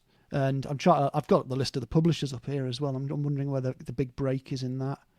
Signs with Viking Press in 1979, but then very quickly gets to 1983, gets to Arbor House, and that's where they start to become bigger. Then when it carries on with William Morrow as well. So different publishers, different requirements. Yeah. And I think it's a bit of a shame. I mean, it's kind of the standard view. So one wants to resist that a little bit, because I think there's a lot of good stuff there all the same. I mean, sometimes you feel like, you know what, I could take out 3 of the subplots and it's an excellent book, you know. So in a way, it's kind of like, okay, you know, there are certain things I have to put up with. It's a shame, but you know what? It's still there.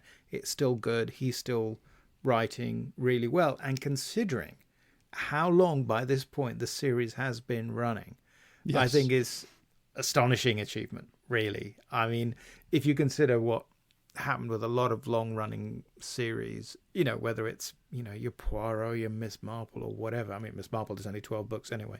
But, you know, and they're not good comparisons. But those trailed off, you know, way before McBain's books started to feel a little bit different. And also, he's got a couple I don't like. I mean, I was going to ask you about this. I suppose it's kind of mean thing to bring up, but okay. We've talked about ones that are interesting jumping on points for people, that people should try to see if it's something that would get their interest, that would gives them a good representative flavor of the series. I mean, I would probably add a few other books myself. I think I would probably, for instance, I think things like Killers Pay Off or See Them Die, even, I think are really good books, and they're interesting ways in. But there are some that I think you should definitely not start with, because I think they're totally going to give you the wrong impression, or as you say, you're going to be pushing them. So be fair. What would be the 2 or 3 books that you would say, please don't start with this one, no matter how cheap it is on the internet to buy, because you won't read another one afterwards? Are there books like that for you? Yeah, definitely. I mean, towards the end, I think he picks up again in some of his later ones. Like Money, Money, Money's, I think, is pretty good, and Fat Ollie's book, I think, is Money, Money, Money was a very popular one. You know that? Yeah, he did a lot of press really for well, that. right? Yeah, yeah. When he goes back to Simon and Schuster towards the end of his career, and somehow it seems to sort of revive it a little bit. But during that period, he does put out the Frumious Bandersnatch, which I detest. I'm a musician, and when people are writing about something you know at least a little bit about, and they're not getting it right, it really rubs you the wrong way. So he's had books where he said it in the theatre, but he knew about the theatre because he spent his entire life frustratedly trying to get plays on and stuff like that, and clearly hung around with theatre people and spent a lot of time with it. The Frumious Bandersnatch, he's tried to do music things, and it came out on our Hark rankings as the lowest one, and the lowest one by quite some margin as well. Ooh. So okay, skip that one. Yeah, so even if you like Lewis Carroll, skip it. Yeah. It's not a detailed analysis of the nonsense poems, but it's terrible title for a terrible book. Although with that caveat, I'd say, as always, bad McBain is better than quite a lot of other stuff, but yes, that one is pretty bad. And I mentioned before Ghosts, which quite a lot of people do like. That's from 1980, but I do not like at all. And when McBain wrote it, he said something which you've kind of mentioned earlier, which is like, when he writes the 87th Precinct, he uses that he can do anything in the 87th Precinct. He can do anything he wants. And this time he's decided to do ghosts. And it's not just he can be very clever with the titles he chooses. And he liked a good joke, he liked a pun and all that sort of stuff. But Ghosts features actual ghosts. And yep. That's just, it's insane that he did that. And I think he did it. He was asked about it at the time. And that's where that sort of thing is like, oh, I just do what I like with the 87th Precinct. No, I haven't been influenced by the sudden success of the Amityville Horror and all these things that have come out around this time. It's like, you clearly have. You've gone, I'll have a bit of that. And you've got these ghosts of Dutch settlers, and he does something very weird with Corella in that book, which is so totally not the character of Corella. If you picked that one up first, and I read it fairly early on, but thank goodness not the first one. I don't know what you'd think you'd be getting if you read that as the first one, whether it'd be like the X-Files meets the 87th Precinct and both of them lose. It's it's a weird one. So yeah, I'd steer clear of that. And then you mentioned a couple to me when we, in our prepping for this yes. as well. One of which turns up as a Columbo episode. Well, we'll have to talk about that specifically, but yeah, go on. Let's do it. Well, basically, if it's themed around a wedding, don't read it, is the rule with McBain books. And there are 2, right? Yeah, there are 2 specific ones. And it's very easy to spot because they're called Till Death and So Long As You Both Shall Live. And I agree. They don't work. it's cops doing cop stuff in situations where they shouldn't be doing cop stuff, even though things are happening to them at the time. And I know if you're a cop and something happens to you, you would obviously react. But what you would also do is call the correct cops to deal with it as well, because it's a thing that's happened to you. It's I don't no thank you. I can see you getting flashbacks already just looking at you. Yeah. I mean, they're not good. I mean, they're thinly plotted. I mean, So Long As You Both Shall Live is maybe his shortest. It's very thin in every conceivable way, I think, and that's the last of his 70s books as well. I mean, so that before we get into the second period, as it were, it's the last of the short books, but it's kind of like the shortest of the short books, I think. Apart from, I think Axe might be the shortest and has the shortest title, but even shorter in the American original title, when it's only two letters, right? Yes, no second vowel.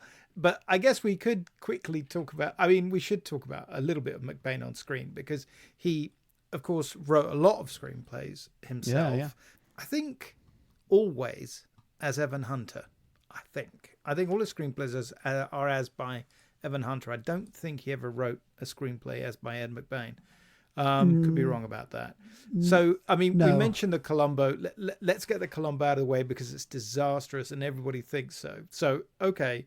Weirdly, there are these two fairly late episodes of Columbo's from the 90s, which are based on two of the 87th Precinct novels.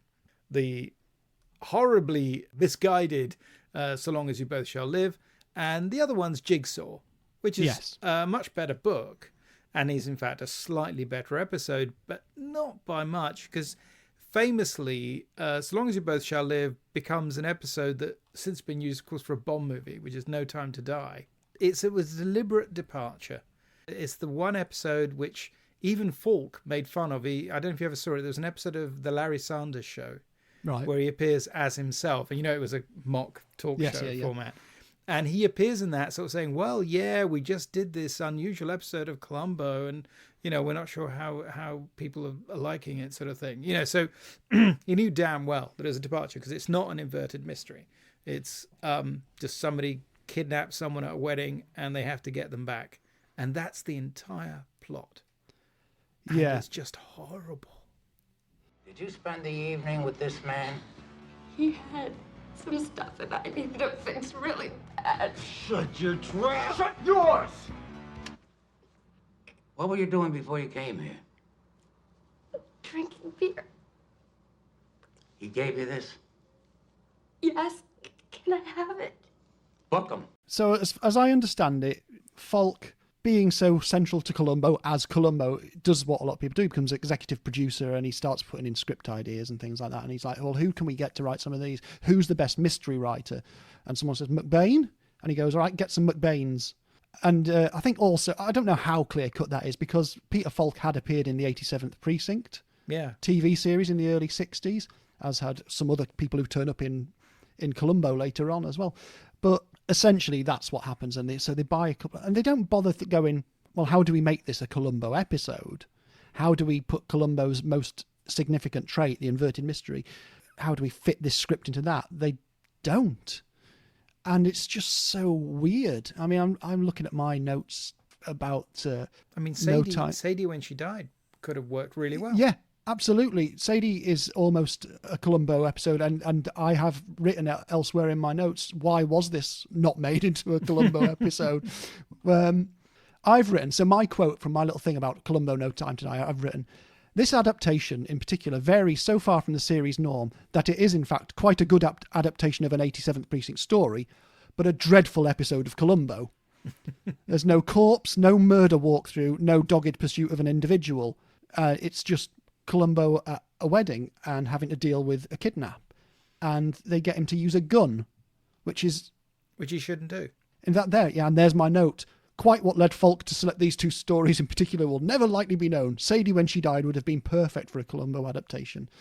So it's one of those things. Columbo and the 87th Precinct could have been a good fit if they'd have picked the right things, but as it was, it led to, this absolute nadir of one of the best crime shows on television. Although Arthur Brown appears in it. That's one of the odd things. They do keep the Arthur Brown character. Yeah, so... in both of these episodes, the other one called Columbo Undercover. Yeah. Which is a bit better. But, I mean, it's just... It has Falk using various disguises, hence the undercover. And again, you're sort of watching, you're thinking, oh, you guys really have run out of ideas. And in actual fact, they made several very good regular episodes of Columbo afterwards. They were just going through a very weird... And as you say, it's kind of like... It's like they didn't pay any attention of all the books they could have picked. And I think they could have picked them all. I can't imagine there were any that were off limits in terms of rights or things. No, I don't know what it is, and it's... Okay, well, let's not fixate too much on that. It is a catastrophe. It's because everyone loves Columbo so much, and if you love Columbo and the 87th Precinct, it's like a dagger in your heart, isn't it? It's just I do love Columbo. Why didn't it work? If only. So that didn't work. There was this 87th Precinct TV show in the 60s, ran for one season, 61 to 62. It had Jenna Rowlands as Teddy Corella, although she's only in a few episodes.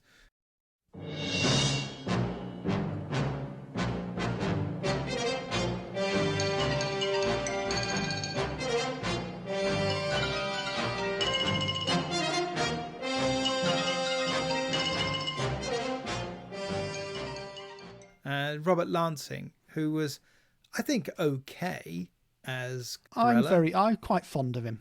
Yeah, I like Robert Lodger, who was in one of the early movies, who I think physically looks more the part. The kind of the way he describes the eyes, and which is obviously the McBain's own physiognomy.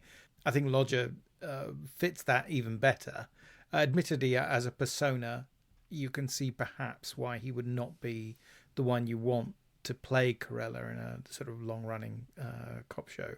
I think he was better at slightly troubled or difficult characters quite often, if not villains. In fact, he was excellent at villains. It's an okay TV show, but it is interesting because it adapts about a dozen of the books almost, I think. So that's kind of great. And in fact, Hunter's involved in it because he, as Hunter, so the adaptation of he does King's Ransom. He does King's Ransom, thank you. Yeah, and does an original by script, right? Line of Duty. So Line of Duty is an original story by McBain that doesn't appear anywhere else in the 87th Precinct canon, but is in the TV series, which makes it unique in that sense. And it's an exploration into the impact that shooting someone will have on a cop, particularly a young cop, in this case, Bert Kling. But he was only a kid, Steve. I mean, what was he, 18? Bert, you're a cop. Sometimes your job... I'm also a human being, Steve. Nobody says you can't be both. I killed a 33-year-old man with a wife and 2 kids. He also happened to be a burglar. Resisting arrest, he came at me with a bread knife. If I hadn't shot him, he would have stuck it in my heart. Bert, nobody wants to use that damn gun. Ron Harper, who played Bert Kling in that series, is brilliant. He's a perfect bit of casting for the way they choose to portray that character. And we only lost Ron Harper, I think, last year, possibly, something like that. Oh, right. He was around for a long time and, it just seemed lovely. Yeah, it turns out that one of the best episodes of the 87th Precinct TV series is a new 87th Precinct story written by the guy who invented the 87th Precinct. Whereas some of the other ones, the adaptations, have to jettison so much to get it to fit into the runtime. And they've also done this terrible thing with Roger Haviland. Well, 2 terrible things. One, they cast Gregory Walcott, who I don't have any problem with necessarily as an actor, but he's not the right person for this show. They have to overdub him, post-dub him for most of his lines because he clearly mumbled so much that on set that it becomes very obvious that they've ADR'd him for a lot of it. But they've changed Roger Haviland to be a nice, friendly, sort of warm Southern guy, as opposed to the, as we previously described, shitbag of the series. Because obviously they weren't going to have that character on screen at all. It's interesting, and it's been out on DVD, and there's quite a lot of it online to look at as well. I'd say if people are interested, do spend some time with it. It's interesting also because they definitely split one of the novels into 2, didn't they? They sort of took half the plot and half of one and used it in one episode, and then took the other half and used it in another episode. which is quite interesting, but very typical, of course, of the way that the books often are. They often have an A plot and a B plot. Yes. And so it's something that you can do. Thinking about other adaptations, I think he, with the notable exception of High and Low, the Akira Kurosawa 1963 film, which is an absolute classic, Yes. but which uses up the book of King's Ransom pretty much for the first hour, and then kind of goes its own merry way for the rest of it. And it's an incredible film. It's now been remade by Spike Lee as Highest to Lowest. I think a film that McBain seems to have liked.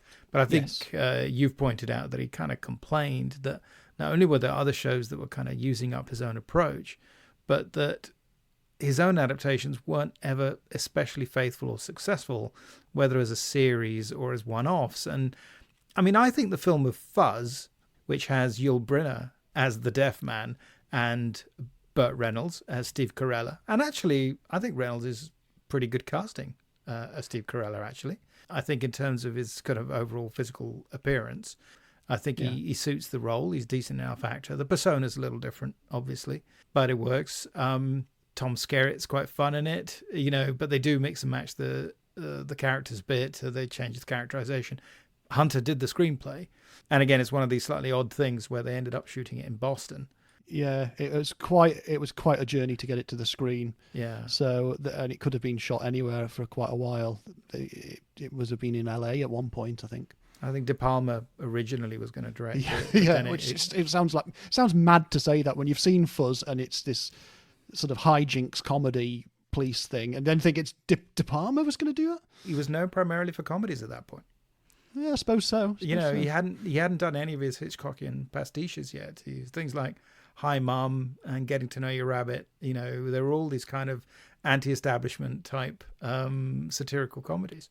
So, but yes, he walked. It took so long to get going, and he didn't have say on the casting. So that was one of the things that tipped him over the edge, and he left it. And then I don't know if you've seen it. Have you seen the film of Blood Relatives? I have, yeah. I mean, I think it's a really good book. In a way, it's a favourite of the books from that era. The shorter ones. It's a great book. I think it's a great book. The film, which was made by Claude Chabrol and stars Donald Sutherland as Cruella and is set in Canada, is a very, very peculiar movie. I mean, it's oddly a faithful, difficult watch. Yeah. They go in all kinds of strange directions, which make it very hard to take, actually. A funny one. There's only a handful of what you'd call proper, films you would have seen in the cinema based on McBain's, and none of them particularly trumpet the fact that they are based on the 87th Precinct. And so by the time you get to Blood Relatives, it's not only made as a sort of French-Canadian production, it's not set. They're not making any attempt to set it in the 87th Precinct in not New York, things like that. It was shot in English. It was overdubbed into French. So it's got a new score by a British composer to replace the French score. It's got all this weird stuff going on, but it chooses to really highlight some of the hard, bleak, scary aspects of the book, which makes it quite a difficult thing to watch. Donald Pleasant's creepy as usual. David Hemmings can be very creepy, and he's in it, and he's very creepy in that. And apparently, Claude Chabrol chose to make it in Montreal rather than New York because he was terrified he was going to get mugged if he went to New York. So. Have you seen the TV movie based on Ice? Yes. I think it's really good. I really like that. You're crazy. Who's going to pay good money to be with a woman in my condition? Oh, maybe that's a turn on to some guys. Look, it's my 9th month. The gypsy says it's going to be a girl. Yeah, that's great. You probably have her walking the streets in a few years. You shouldn't say that, mister. Nothing like that is ever going to happen to her. She will never have that kind of life. Hey, Andy. What? Why don't you give her a break? Either write her up or let her go. Hey, Kling, what do you think? Should I let her walk? Whatever. So I suppose that's a good way of dropping in the notion. You get the 87th Precinct series in the early 60s, and they kept trying to make 87th Precinct series. He was writing and developing one in the late 70s, early 80s, and then Hill Street Blues comes along and basically shuts down any chance he's going to get it made. And I'm sure we'll come back to that. But what this ultimately ends up being is it's 3 teleplays in the 90s, which are very 90s. The aesthetic of them is very 90s, but they are fairly good TV adaptations of, again, fairly dark stories from the series. They look so 90s TV now to modern eyes. I mean, I like that one just because at least it tries to get the characters right, and yes, it sort of makes that effort. It's scripted by Larry Cohen, who had actually worked on the TV show in the 60s. So here he is, sort of more or less 30 years later. But it's the only one of those that I think is halfway decent. We should mention Hill Street Blues. Hill Street Blues is a terrific show that deserved all its prizes and so on and so forth, but did seriously annoy McBain stroke Hunter. He mentioned it in some of the books, doesn't he? Yeah, so that becomes one of the funny things you get as it goes through the 80s, is the constant referencing back to Hill Street Blues. And whenever you see a reference in a book by McBain, you know it's something that's really annoyed him. There's several books where he refers to book reviewers by name. It's like he's not pretending. He's not making up a character to be. He's literally doing that. But yeah, Hill Street Blues came along, was instantly successful, and rightly so. It is phenomenal. It's some of the best TV ever made. But it's got a leading character cop who is essentially Italian American, like his character in the 87th Precinct. It's squad room based. But I mean, he was a litigious man, McBain. He would quite happily go to his lawyer first. And so the first thing he did was pick up the phone and go, "Have you seen this show? I want to sue them for stealing the 87th Precinct." And his lawyer went, "Okay, that's fine. We'll do that. It'll cost about $500,000 to fight it." And he's like, "Maybe we'll leave it then. And I'll just write about it in my books, and vent my spleen that way." Well, but he remained bitter because not only that, but it basically any chance of getting. So I think there is somewhere in his archives. I one day hope to get to go and see the archives, which are held at a university in Boston. There's a teleplay screenplay for Sadie when she died of that period, which I suspect would have been proposed for a new series of 87th Precinct. Right. And so what could have been, that would have been great. I'd love to see a decent version of that. I really would. But it's a great book.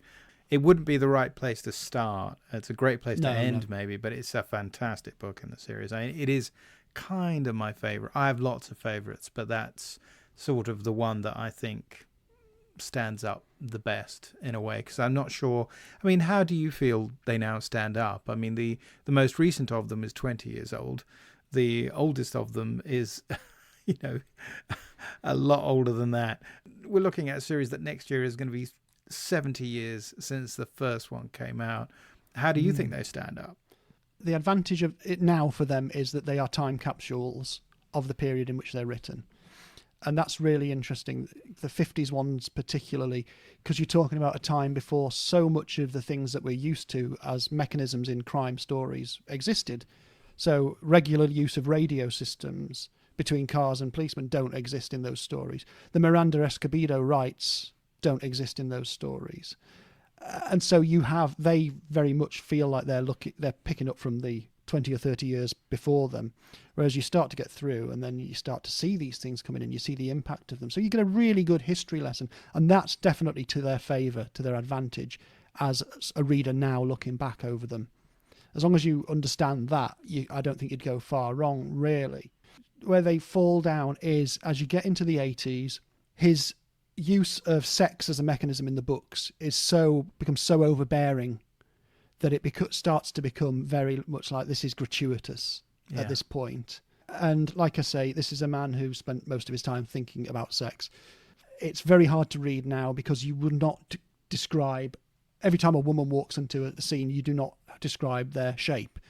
It's ludicrous. It becomes quite ludicrous as part of it, even though he does definitely make an effort to try and include better female characters, and he does manage that.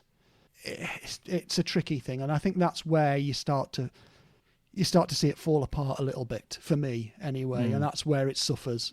Even though the early ones do have a bit of the city was a woman, the curve of her streets was the curve of her thighs type thing. Yes. But that feels much more in the Private Eye sort of vein of things, and it's forgivable is not the word, more understandable. than when he's actually just describing the woman's breasts every time there's a woman in a scene. Every cop, or not every cop, particularly cotton whores in the books, fantasizes about every woman they meet and what they would be like to sleep with. You know, it becomes quite tedious when you're reading a block of them in order. So I think we're agreed the early ones are the best ones. Yeah. But it is a good 20 years of the early ones. And in fact, I think that more like 25 years. And I think there are some good ones later. I think Tricks is particularly good. I have a particular dislike for Vespers and Nocturne, actually. I tend to pick on those as ones that I really can't take. But in actual fact, there are good things in most of them. And I think the last one, Fiddlers, which I assume, given the page count, and obviously he was quite ill at the time, he ended up writing a book about his fight against laryngeal cancer called Let's Talk. I think that Fiddlers, his last book from 2005, and which was published posthumously, is probably a second rather than a third draft, I suppose, or one compared with the others. It's definitely shorter, but I think benefits from that, and it's still got good dialogue and a decent plot. And definitely. And I think it was a great way to go out. There was always this talk that he was one of those authors who had pre-planned for a final story. And there was this talk that there was one, and then it wasn't the case, right? No, there wasn't. I think there was rumours swirling around in early internet days, because he adopted the internet. He had a forum and stuff like that. Before I really knew about him, and so I didn't get to sort of interact on that, but he would interact on that. But rumours were doing the rounds that there was one called Final Curtain, one was called Exit or something like that. Because it feels like he tried to have an off-ramp now and again in those last few years, as a result of his illness and the various hospitalizations and things like that. When you have The Last Dance as a title, for example, you wonder whether he thought maybe this is it. But then he goes on and writes 2 or 3 of the better later period ones, and Fiddlers has that sort of Fiddlers Have Fled notion to it. But yeah, as far as I understand it, there is no missing 87th Precinct book, and whether he even got as far as planning something to be a title, I don't know where those rumors came from. He did do a play that was put on posthumously called Final Curtain, which is his one attempt to get something on in the theatre that actually worked, and it didn't happen until he died. Bless him. And on that note, not quite. So thanks for all of that. It's been a wonderful journey, very condensed journey through this amazing body of 55 works, which includes one novella in book shape and one collection of 3 novellas.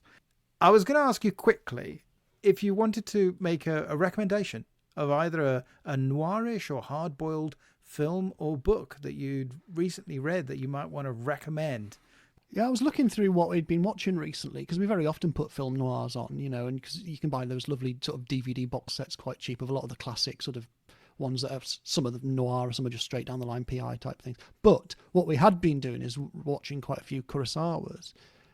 And whilst I have got the BFI Blu-ray of High and Low to watch, I have obviously seen that film before, but we watched Drunken Angel recently, which is 1948, and it's not strictly noir, but takes plenty of noir influence and the moral ambiguity and the decisions people are making in that, to make that story work. The one I watched before that was The Big Heat. Oh, the Glenn Ford, sensational film. Absolutely brilliant. So those are 2 recent ones that I've watched and really, really enjoyed. In the past couple of years, with things like Pick Up on South Street and things like that have been revelations, because I've never seen them before, and they're just fascinating. Oh, brilliant! Yeah, Sam Fuller's always a good investment. Yeah. Novels wise, I've not read anything hard boiled for a while, but crime fiction wise, what I've been doing is I've been trying to read more Japanese stuff, because they just have such a brilliant obsession with Western crime storytelling that they reformat, and so many of those writers out of Japan do such great work with these things. And that's why the 87th Precinct was really popular in Japan. There's more 87th Precinct TV over there than there is anywhere else. I wish I could see it. But I was reading, have been reading the books by Seishi Yokomizo, whose character is Kosuke Kindaichi. So that's a bit more in the Poirot sort of Sherlock Holmes mold of things. But they're great. A few locked room mysteries with that one. And I recently I was lent a book by Yukito Ayatsuji, forgive me for the pronunciation, from 1987 called The Decagon House Murders, which is another retelling of Agatha Christie, everyone on an island getting bumped off.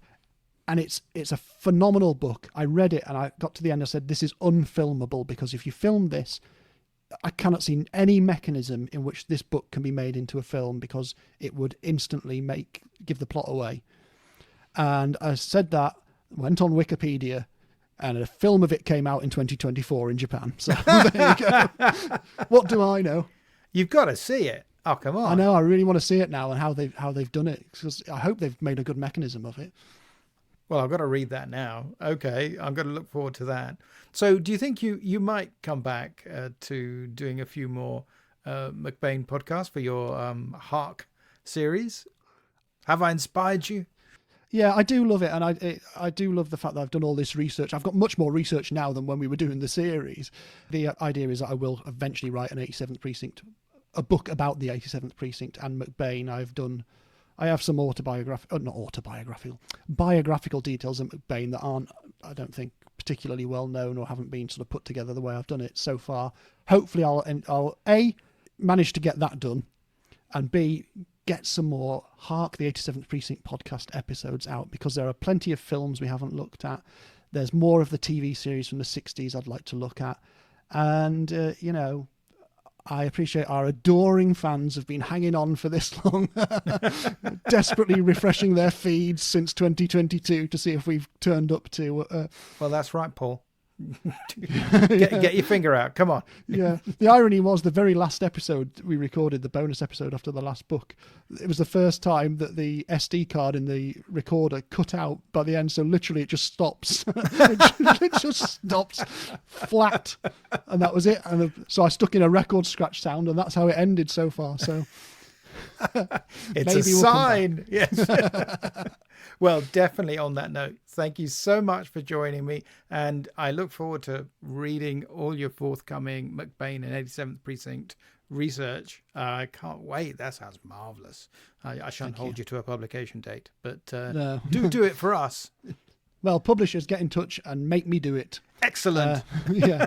Somebody give me a deadline. Otherwise, I will just be doing this till the day I die. Well, thank you very much. And now I think I've got to go and start rereading some of those books again. It's been too long. I think I've got to pick some of those favorites again. Thanks very much. Thank you for having me.